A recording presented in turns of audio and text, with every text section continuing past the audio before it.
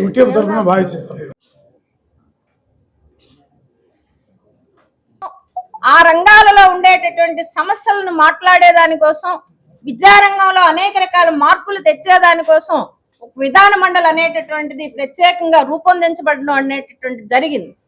అటువంటి విధాన మండలిలో మన విద్యారంగంలో ఎటువంటి మార్పులు రావాలి, మన ఉపాధ్యాయుల యొక్క సమస్యలు ఏమున్నాయి, అలాగే సిలబస్లో మార్పులు ఏ రకంగా తీసుకురావాలి, ఇటువంటి అంశాలన్నీ కూడా విధాన మండలిలో ప్రత్యేకంగా చర్చించేటటువంటి ఒక భాగం అది. అంటే దాన్ని పెద్దల సభ అంటారు. అటువంటి పెద్దల సభకి ఔన్నత్యాన్ని కాపాడాలని చెప్పి నేను మన ఓటర్లందరికీ విజ్ఞప్తి చేస్తున్నాను. ఎందుకంటే ఈ రోజు ఉండేటటువంటి అనేక రకాల రాజకీయ పరిణామాలను మనం చూసేటప్పుడు పెద్దల సభను కూడా రాజకీయ రంగులు పూని మరి చాలా మందికి ప్రభుత్వాలు మద్దతిస్తూ, పార్టీలు మద్దతిస్తూ ఈ రోజు పెద్దల సభ ఔన్నత్యాన్ని దిగజార్చేటటువంటి పని చేస్తున్నారు.